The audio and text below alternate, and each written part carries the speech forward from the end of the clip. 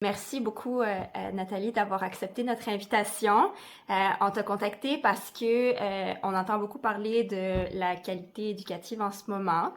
Je te laisserai pour commencer te présenter puis nous expliquer pourquoi c'est pertinent de t'avoir avec nous. Ben oui, mon nom est Nathalie Bigra, je suis professeure titulaire au département de didactique à l'UQAM et directrice scientifique de l'équipe qualité des contextes éducatifs de la petite enfance. Moi, je me spécialise vraiment uniquement dans la recherche sur les effets des services de garde sur le développement des enfants. Puis, dès le début de ma carrière, ça fait 22 ans que je suis à l'UQAM, fait que dès le début de ma carrière, j'étais vraiment orientée vers la qualité parce que déjà, ma thèse de doctorat portait sur les effets de la fréquentation d'une garderie sans but lucratif subventionnée, c'était avant les CPE, sur le développement des tout petits, des nourrissons en fait. Donc, je mettais dans le temps où les enfants allaient en garderie avant l'âge d'1 an parce qu'il n'y avait pas de congé de maternité aussi long qu'aujourd'hui. Donc, c'est ça. Mais j'ai toujours été dans le domaine des services éducatifs à la petite enfance. Fait qu'avant ça, avant d'être à l'UQAM, j'ai été enseignante en technique d'éducation à l'enfance au Cégep de Saint-Hyacinthe. Puis avant ça, j'ai été directrice d'une garderie. Puis avant ça, j'ai été éducatrice. Donc, ça fait en tout 37 ans là, que je suis dans le domaine de la petite enfance dans différents contextes. Wow.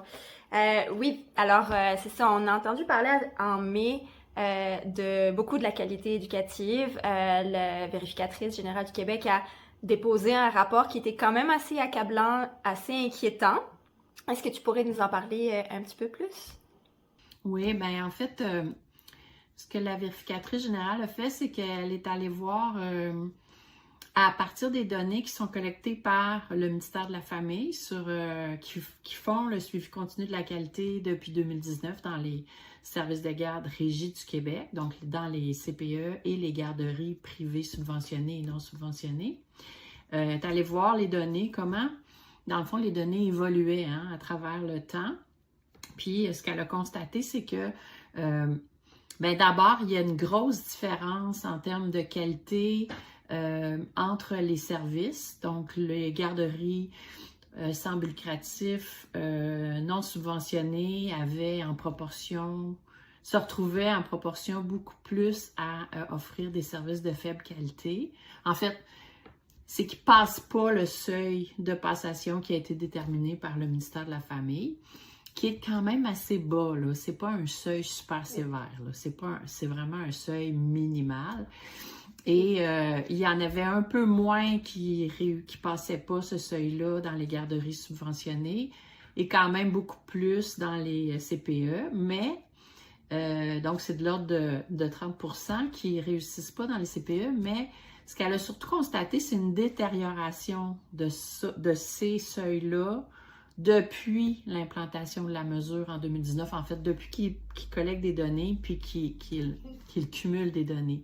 Donc, c'est ça qui était plutôt inquiétant, c'est de voir que, à partir de normes qui ont été fixées de manière assez spécifique, basées sur les écrits, la recherche, on constate que le niveau de qualité diminue.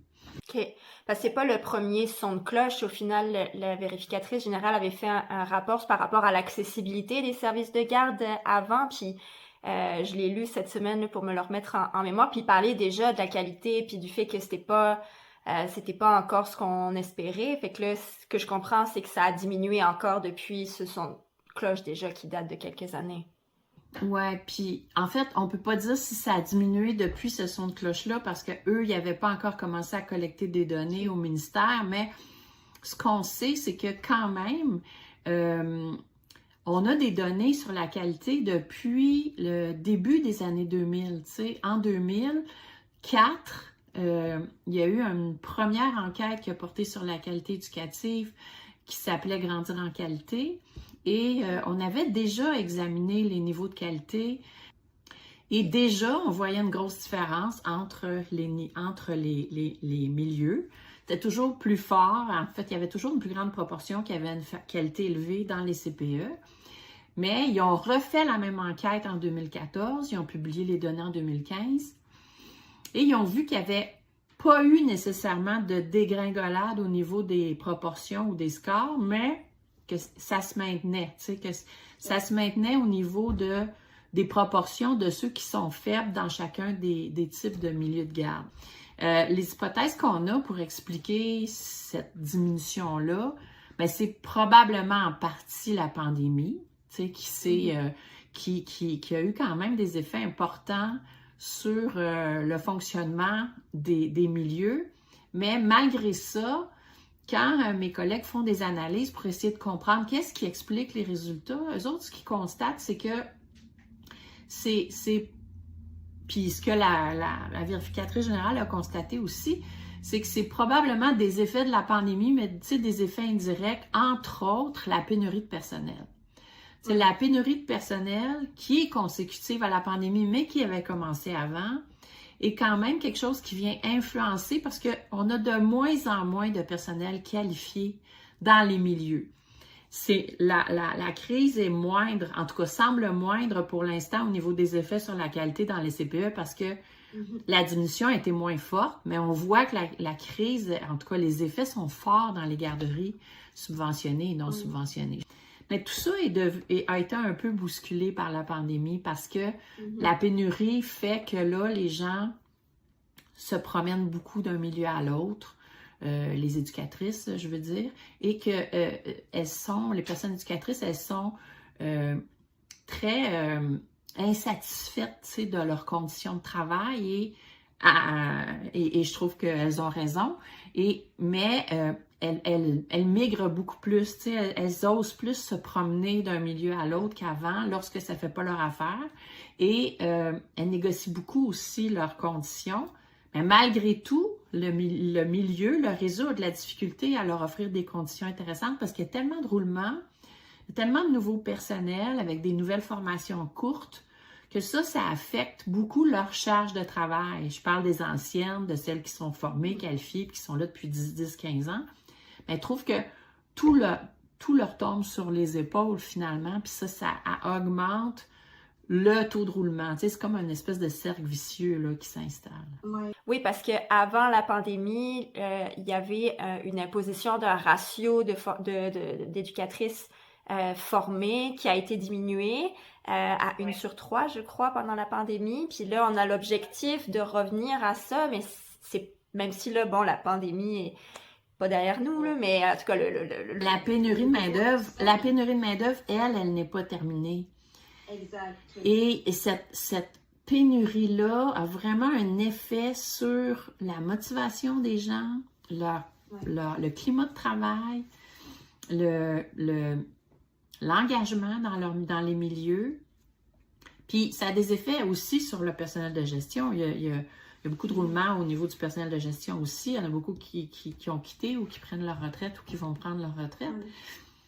Parce que c'est devenu des conditions difficiles, là. Ça l'était déjà avant, mais je pense que ça l'est encore plus aujourd'hui. Puis en plus, ben, ils ont de la pression de la population, tu sais, parce que, évidemment, les gens veulent des places, puis c'est très légitime. Donc, ils essaient de développer des places le plus vite possible. Puis, des fois, malheureusement, quand ils développent des places, ça nuit au climat de travail parce qu'il faut qu'ils aillent chercher du nouveau personnel. Puis là, ils ont moins le temps de s'occuper de l'ancien personnel. Puis en tout cas, il y a des défis au niveau de la gestion qui sont importants à prendre en considération quand on développe des nouvelles places. Beaucoup y arrivent parce qu'il y en a plein qui sont très expérimentés, puis ils sont formés en gestion et tout ça, mais il y en a plusieurs qui disent lorsque j'ai dû construire la nouvelle installation, ça a tué le climat de travail de mon équipe, tu sais. Donc, et ça augmente le fait que ça augmente la désertion du milieu. Quand le climat diminue, ben là, les gens quittent encore plus. Fait qu'on veut des places, mais la façon dont on s'y prend actuellement est pas probablement, en tout cas, je ne sais pas si c'est quoi la solution idéale, là, mais la façon dont on s'y prend actuellement, ça semble créer un cercle vicieux qui n'est pas super aidant, là. Puis là, les éducatrices, ben, si on parle des éducatrices en CPE, sont présentement en négociation pour améliorer leurs conditions de travail. Donc, on a très hâte de voir qu'est-ce que ça va donner parce qu'en effet, on le voit qu'il y a de la migration. Quand on voit la charge de travail qui est immense à la base, plus toutes les tâches qui sont rajoutées à cause du manque de personnel, ben on les comprend parfaitement, là, de se dire, ben je vais aller dans un autre milieu où je vais avoir un salaire probablement plus élevé, avec moins de responsabilités, des journées moins chargées à courir partout, puis à devoir avoir, alors que leur responsabilité est énorme. Là, tu as répondu déjà à des questions que je m'étais préparées. Qu'est-ce que... puis c'est ça, nous, ce qui nous inquiète un peu, parce que nous, on milite pour qu'il y ait plus de places, mais on veut des places de qualité. Puis on est très aligné avec les revendications des éducatrices parce que pour nous, ça va de pair. Comme tu le disais, on crée des places, mais ça prend du personnel. Fait qu'on peut pas, genre, prendre ces deux problèmes-là de manière séparée. Ils sont intrinsèquement reliés. Et des fois, on a un peu cette impression-là que le gouvernement, il focus sur créer des places. Sans nécessairement avoir la vision à long terme que ces places-là doivent être de qualité.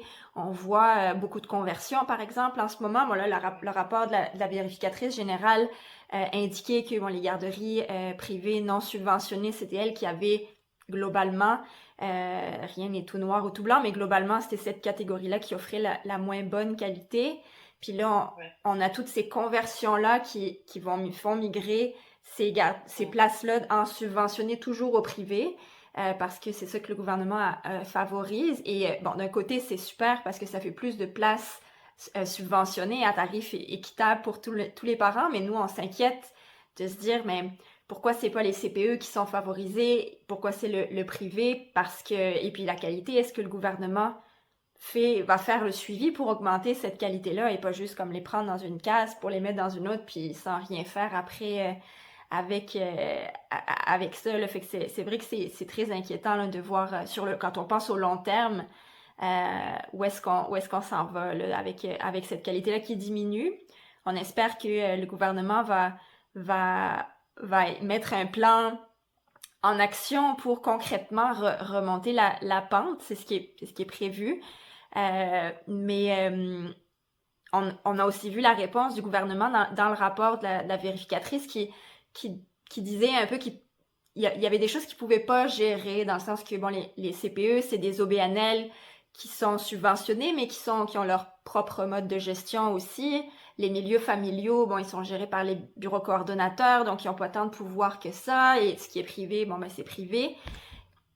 Qu'est-ce que le gouvernement pourrait faire de plus là, pour pouvoir concrètement améliorer cette qualité-là? Là, je sais pas si tu as des pistes de solutions. C'est sûr que nous, on réfléchit beaucoup à ça. Puis ce que je disais, quand les données du rapport du vérificateur général ont été publiées, c'est que en fait, le gouvernement, il rate un peu sa cible là, actuellement avec cette organisation-là. Et c'est beau d'évaluer la qualité, puis c'est ce qu'on souhaite parce qu'on veut que les gens puissent s'améliorer.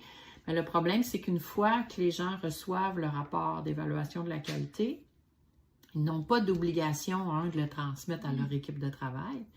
Fait que déjà là, si on est une direction qui ne veut pas travailler là-dessus ou qui ne veut pas s'en préoccuper ou il n'y a aucune obligation. Ils ont l'obligation, s'ils n'ont pas réussi à passer le seuil, de présenter un plan de redressement ou un plan d'action, mais on a vu avec les données de la vérificatrice que le ministère ne fait pas vraiment le suivi de ces plans-là. Ça ne s'assure pas que ça a été fait. Ça ne s'assure pas même que tout le monde a fait son plan. Alors, nous autres, ce qu'on dit, puis ce qu'on disait déjà depuis le début quand cette mesure-là a été mise en place, c'est qu'il faut aussi s'assurer qu'il y a du soutien qui est offert au milieu, qui ne réussissent pas. Ça peut être sous forme de formation continue obligatoire, s'assurer que tout le monde est suffisamment formé. Mais dans le cas des garderies, puis tout l'enjeu autour de justement, les gens transitionnent garderie non subventionnée à garderie subventionnée. Mais l'enjeu, il est autour de... Ces gens-là, en fait, ils ne veulent pas perdre leur investissement. Tu sais, c'est un investissement privé. Fait que si on voulait qu'ils transitionnent vers des CPE, ben, il faudrait racheter leur permis, racheter leur installation, puis que ça appartienne, entre guillemets, au gouvernement de façon indirecte, parce qu'un CPE, même si chacune des organisations est autonome, ils doivent suivre des règles, les règles de financement, des règles de planification. Ils sont soumis à beaucoup, beaucoup de règles, puis souvent beaucoup plus que les garderies privées non subventionnées. Parce qu'elles sont subventionnées, c'est normal de rendre des comptes. Donc, il faudrait que le gouvernement investisse de ce côté-là, mais on n'a pas l'impression qu'il y a une volonté de ce côté-là. Ce qu'on semble souhaiter, c'est créer des places. Puis ça, c'est pas nouveau, cet enjeu-là. Hein? On a vécu exactement la même chose en 97 quand le réseau a été créé. Bien, quand le réseau s'est développé, parce qu'il existait déjà 85 000 places là, en 97. Mais c'était beaucoup une course aux places. On fait des places, on ouvre des places le plus vite possible, puis on ne se préoccupait pas beaucoup de la qualité. Puis c'est pour ça que la première enquête Grandir en qualité avait été mise en place au début des années 2000, sous la recommandation du vérificateur général de l'époque, qui disait « Ça serait important, avec tout ce que vous investissez comme argent dans ce réseau-là, que vous fassiez le contrôle de la qualité. » Alors, ils l'ont fait, mais c'est ça, le suivi à l'amélioration de la qualité n'est jamais véritablement venu. Ce que les gens vont vous dire, si vous parlez à des gens du ministère, c'est oui, on offre des appels d'offres, de projets. Tu sais, dans les CPE, ils peuvent postuler, les bureaux coordinateurs aussi, pour avoir des projets de formation continue, puis tout ça.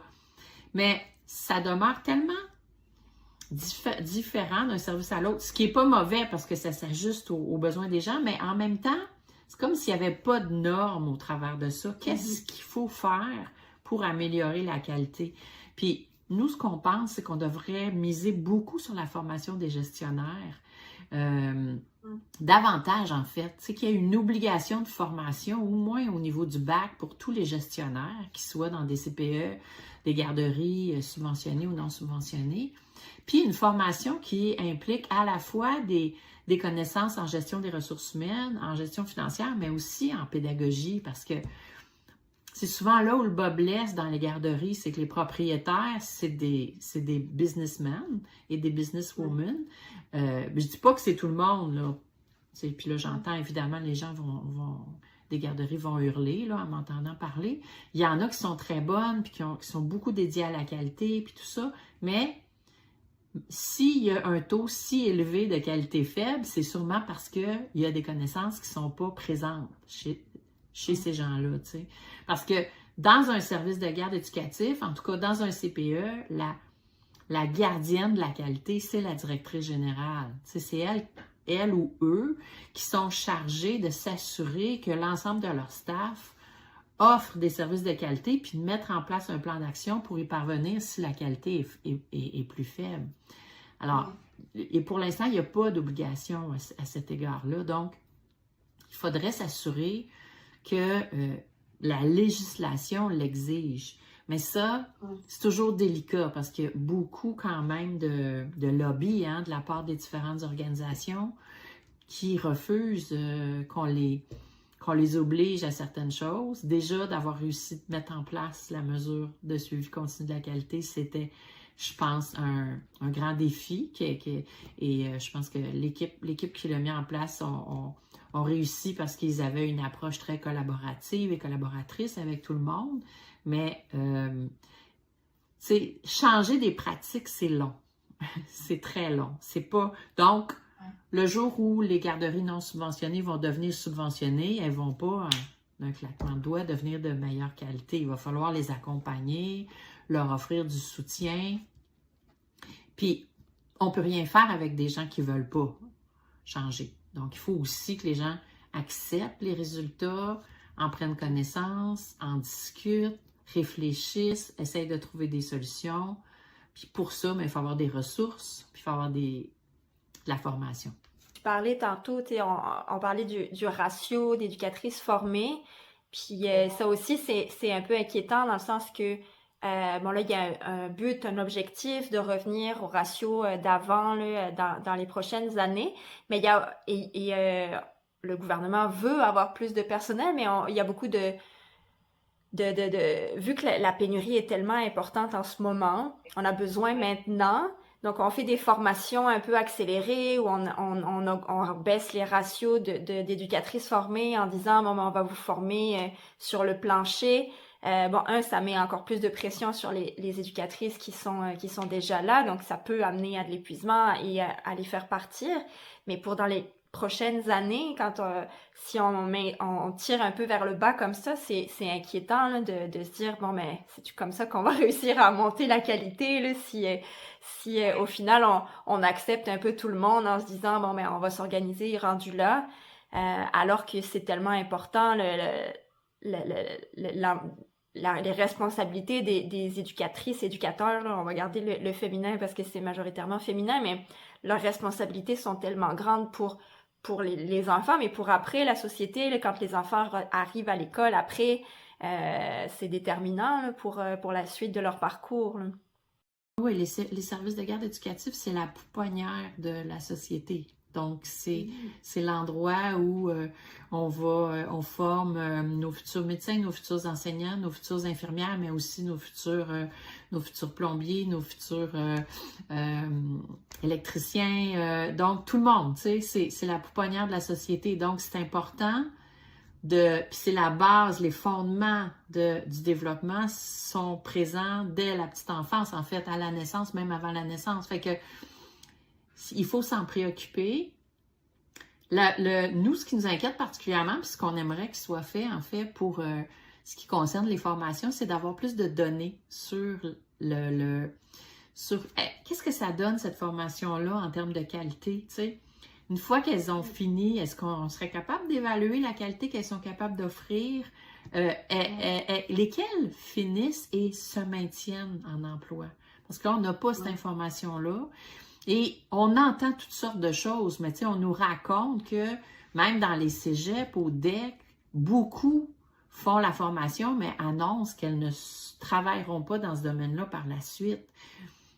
Fait que, tu sais, quand on investit 3 ans dans une formation collégiale, puis qu'après, on fait autre chose, c'est un peu un coup d'épée dans l'eau, puis on a l'impression... Ce qu'on entend, c'est que c'est la même chose pour le coude, c'est la même chose pour d'autres formations qualifiantes, rapides, mais c'est des rumeurs, tu sais, on n'a pas de données sur est-ce que c'est vrai, est-ce que c'est confirmé, comment on pourrait mieux suivre toutes ces cohortes-là pour avoir de l'information sur qu'est-ce que ça donne au final dans les milieux par la suite. Est-ce que, 1, ils y accèdent, 2, est-ce qu'ils restent, puis 3, est-ce qu'ils donnent des services de qualité, tu sais.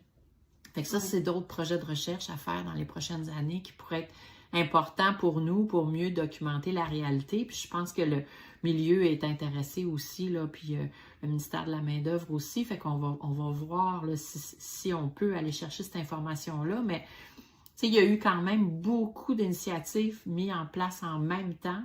Puis là, il faut essayer de comprendre qu'est-ce que ça donne. C'est quoi les résultats de ces initiatives-là de formation, tu sais. Ouais.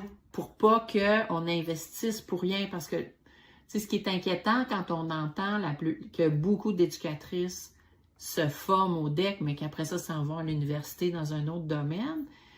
Puis beaucoup disent, ben moi j'ai fait ce cours-là parce qu'il était payé, tu sais, j'ai été rémunérée. Ben, en tout cas, j'ai eu Perspective Québec, le programme Perspective, qui donne des fonds.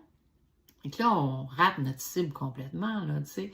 On devrait avoir des méthodes pour s'assurer que les gens restent en emploi, au moins après avoir été financés, là, tu sais, dans ce domaine-là.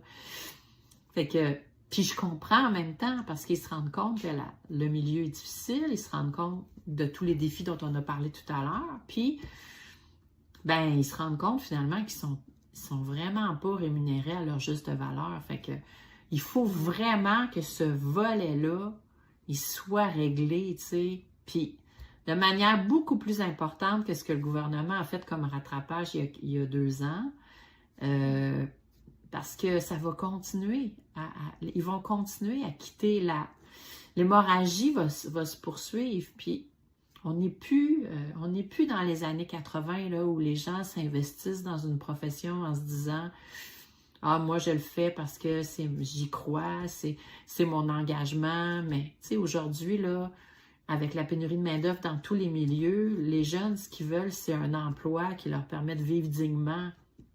Puis ce qu'on entend, c'est que les jeunes, les femmes qui sont éducatrices, parce qu'il y a 90-95% de femmes, ben, quand ils se séparent, ben, ils deviennent monoparentales. Ils n'ont des fois même pas les moyens de se trouver un logement pour avoir leurs enfants avec eux parce qu'ils n'ont pas un salaire suffisant.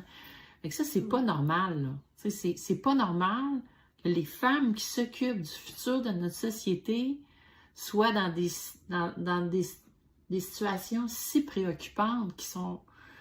Puis ils ont des formations, là, tu sais, Récemment, j'ai une collègue, bien sûrement que vous avez vu passer ça aussi, là, tu sais, de Valorisons ma profession, qui disait que au Costco, il venait d'obtenir une augmentation, puis que cette augmentation-là était plus élevée en salaire de départ que le salaire de départ d'une éducatrice formée.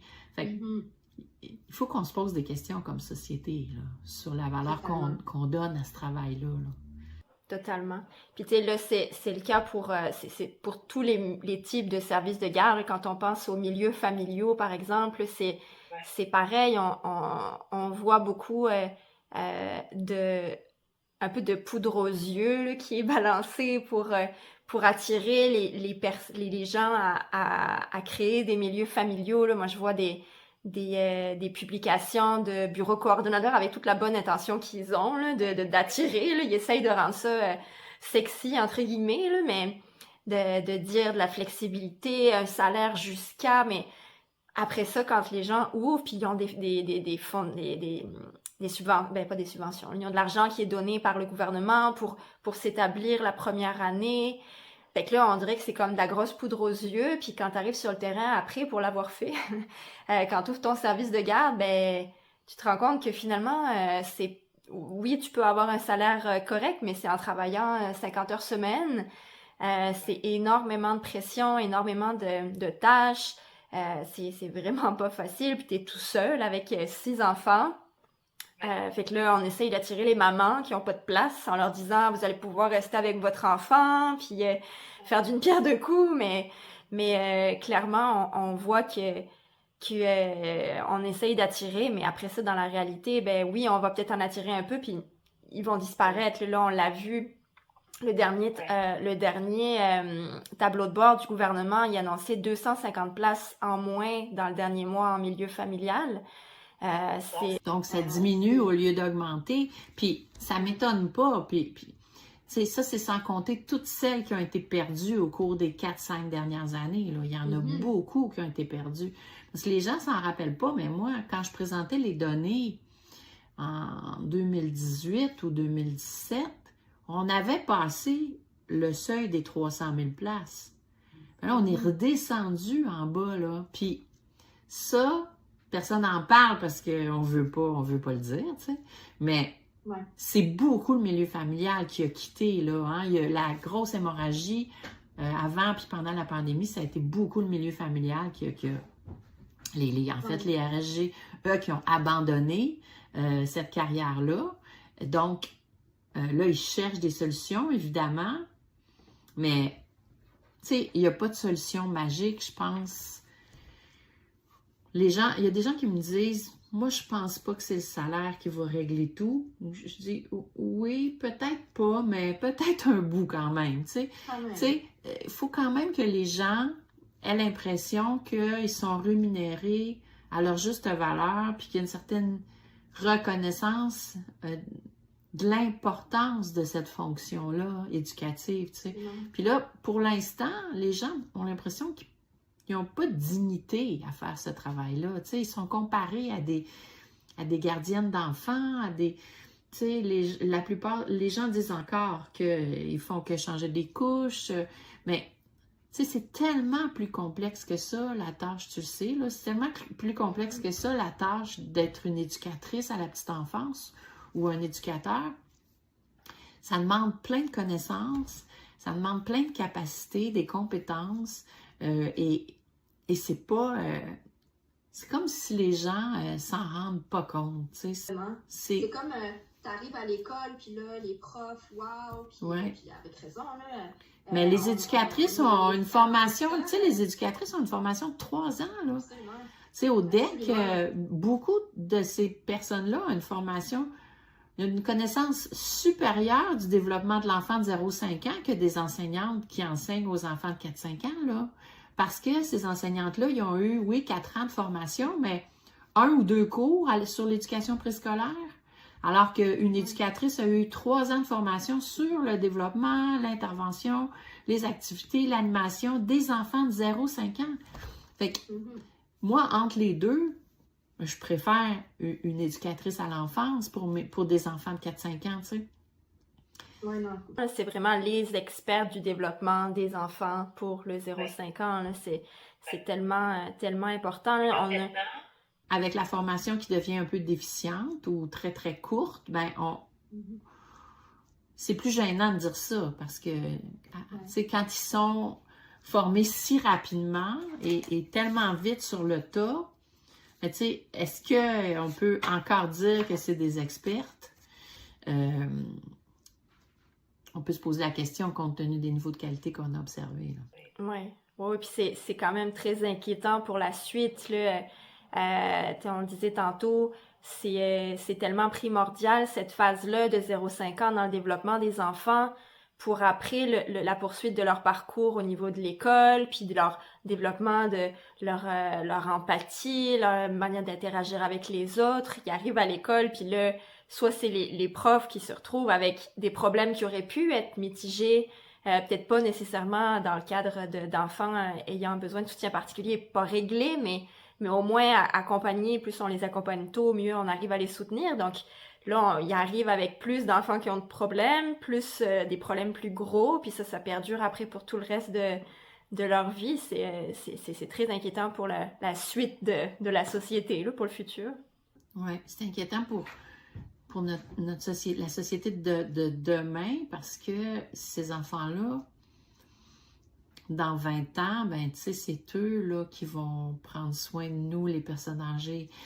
Et quelle capacité ils vont avoir s'ils n'ont pas reçu ce qu'il fallait. C'est ça qui est inquiétant. En même temps, je pense qu'il est encore temps d'intervenir. Tu sais, je pense que le message qu'il faut passer là, dans notre rencontre aujourd'hui, c'est que si le gouvernement décide d'investir davantage en soutenant davantage les milieux, donc investir financièrement là, des fonds pour permettre que ces gens-là soient mieux accompagnés, ben je crois que ça va faire partie de la solution. Là. Tu sais, il faut s'en assurer. Nous, c'est un peu ça sur quoi on travaille dans l'équipe de recherche. Ben, moi, je quitte l'équipe de recherche dans 2 semaines. Là. Je prends ma retraite le 1er septembre, mais ma collègue Lise Lemay qui prend la relève, c'est vraiment son objectif là, dans les prochaines années, c'est de mettre en place des dispositifs d'accompagnement, des gestionnaires, les tester, les évaluer pour voir ce qui fonctionne pour mieux accompagner les éducatrices dans la quête de la qualité ou dans la hausse de la qualité, puis mieux accompagner aussi tout le personnel. Mais on ne réussira pas à faire ça si les gens ne sont pas suffisamment formés. Puis s'il y a une super pénurie encore, parce qu'ils ne sont pas suffisamment payés, ben ils ne voudront pas participer à des dispositifs comme ça parce qu'ils sont déjà trop débordés puis surchargés. Fait que, tu sais, encore une fois, on revient au fameux servicieux, là. Il faut mieux les payer. Oui, ben oui, au moins pour garder maintenant celles qu'on a, puis attirer les nouveaux pour que, bon, demain, on ait un renouvellement, mais au moins à endiguer l'hémorragie, exactement, là, parce que c'est ça, là, on dirait que c'est ça, celles qui sont là s'en vont, puis on a du mal à en avoir de plus, puis en plus, on crée des places. Donc... il y a deux zones au niveau du salaire qui devraient être envisagées très sérieusement. C'est le salaire à l'entrée, mais les conditions de mentorat aussi à l'entrée pour bien accueillir ces nouvelles éducatrices-là puis les garder.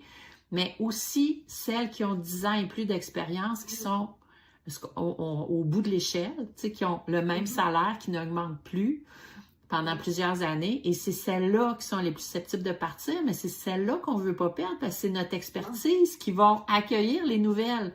Donc, c'est très important de travailler aux deux bouts de l'échelle salariale, tu sais, puis c'est pas normal là, que les échelles salariales soient je vais le dire en anglais, le topé au bout de 10 ou 12 ans, alors que moi j'ai rencontré dans des entretiens des éducatrices il y a 2 ans, là, d'expérience, qui avaient entre 35 et 38 ans d'expérience, comme dans l'éducation à l'enfance, tu sais, qui avaient travaillé dans le temps des garderies, qui avaient vécu la transition des CPE, puis qui étaient là ou qui allaient quitter.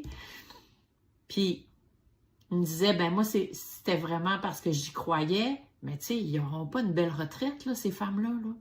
Tu sais, quand tu as un salaire si petit, là, pendant toutes ces années-là, si tu n'as pas de conjoint sur lequel t'appuyer, puis ça, c'est questionnable hein, au niveau de l'autonomie financière des femmes, ben tu peux pas, tu t'en sors pas, tu sais. Ça va être encore la pauvreté à la retraite. Fait que c'est une des raisons pour lesquelles il y en a qui quittent aussi là, après 10-15 ans, là. Puis qui vont faire autre chose parce qu'ils savent qu'ils vont avoir un meilleur salaire, moins de responsabilités, puis moins de stress, malheureusement. Oui. C'est sûr qu'on va suivre de très près les négociations là, puis qu'on va appuyer les éducatrices, là, nous, à 100%, là, parce qu'absolument, là, il y a besoin d'avoir un rattrapage. Ça fait déjà plus de 30 minutes qu'on parle, fait que je ne prendrai pas plus de ton temps. Merci énormément d'avoir répondu à nos questions, là. C'est vraiment très, très apprécié. Puis, je vais te souhaiter une bonne retraite aussi, là. On va sûrement continuer de rester en contact quand même. Oui. Ça m'impliquer, mais j'aurais plus mes responsabilités académiques, là.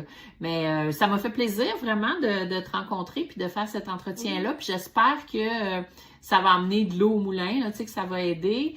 Je trouve ça très intéressant ce que vous avez décidé de faire cet été, là, votre tournée, rencontrer des gens pour faire des portraits. C'est pour ça aussi que je t'avais contacté. Mais je pense que vous avez une belle piste de travail, puis tu sais, travailler en complémentarité puis en solidarité avec les éducatrices, pour moi, c'est la solution, là. Parce que on est toutes des femmes, là, tu sais, puis c'est important que les femmes qui travaillent puis qui ont besoin de place reconnaissent le travail des femmes qui s'occupent de leurs enfants, tu sais. Absolument. Puis on aura beau créer des milliers de places, s'il y a personne pour les combler, pour s'occuper des enfants, on sera pas plus avancé, là. Fait que c'est tellement deux causes qu'il faut mener ensemble, main dans la main. Fait que merci infiniment. Puis on se reparlera probablement bientôt.